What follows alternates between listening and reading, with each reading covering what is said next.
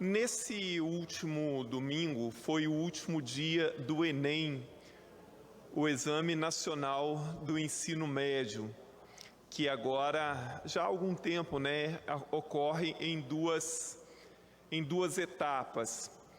O Enem é um exame que foi criado ainda na época do governo Fernando Henrique, e quando ele foi criado, ele foi criado para que os alunos, ao final do ensino médio, tivessem uma noção daquilo que aprenderam ao longo da sua vida.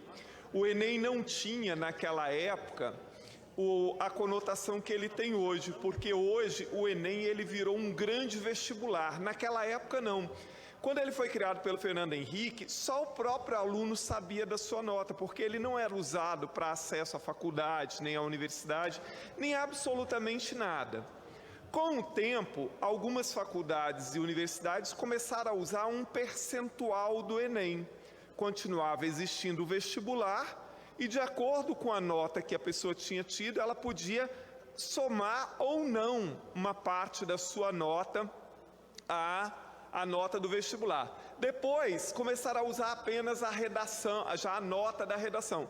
E no final, hoje, grande parte das universidades, sobretudo das universidades públicas, não tem mais vestibular, nem primeira nem segunda fase. A única forma de acesso é através do Enem.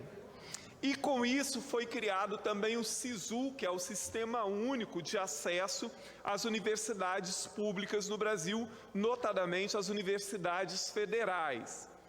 Claro que parece muito bom o fato de que nós tenhamos agora, por exemplo, se uma pessoa ia prestar vestibular em 2, 3 faculdades para tentar entrar em um determinado curso mais competitivo, que agora ela precisa fazer apenas uma prova e, de acordo com a sua nota, ela se inscreve no SISU, ela poderá acessar ou não uma ou outra faculdade de acordo com o seu rendimento, de acordo com a nota ali que teve.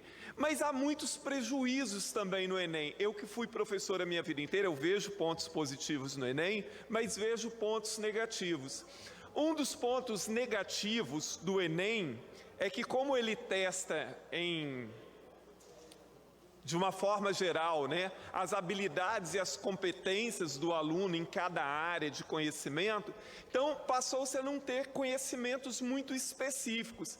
Então, por exemplo, hoje, aqui tem muitas pessoas que fizeram vestibular na mesma época que eu ou depois, fizeram vestibular na UFES, por exemplo, tinha a primeira e a segunda fase. Então, por exemplo, em História e Geografia, tinha questões específicas de conhecimento do Espírito Santo. Na segunda fase, tinha História e Geografia do Espírito Santo. Quem fez vestibular naquela época há de lembrar que tinha os livros de literatura e normalmente tinha pelo menos um de literatura capixaba, de um autor capixaba, ou até mais às vezes. Não tem mais isso. Quer dizer, nós perdemos sim com o Enem uma questão de conhecimento. E ainda que eu veja pontos positivos, o Enem é uma prova que muitas vezes me preocupa, porque ela também tem sido usada como uma forma de ranquear escolas e estados, quem foi melhor, quem foi pior, quando o objetivo dela não é especificamente esse. E agora, me preocupa ainda mais que nós estamos implantando o chamado novo ensino médio, sobretudo a partir de 2023. A partir do ano de 2024, o Enem será vinculado aos itinerários de conhecimento que estarão sendo implantados a partir do ano de 2023. Como os itinerários de conhecimento têm que ser escolhidos pelo aluno ainda no primeiro ano do ensino médio, quer dizer que ele vai ter que optar já no primeiro ano para qual área ele pretende acessar e fazer depois o Enem. Isso é preocupante. Preocupante até porque, até agora, para quem está no mundo da educação de verdade, conhece de educação, o novo ensino médio não agradou absolutamente ninguém. E há, sim, riscos enormes que o novo ensino médio piore ainda mais o nosso sistema educacional. Uma reforma que pouco ou nada vai contribuir efetivamente para sanar ou amenizar os problemas que nós enfrentamos hoje no ensino médio, de evasão, de aluno que sai do ensino médio sem saber nada e mais uma infinidade de outras coisas. Muito obrigado, deputado Marcelo.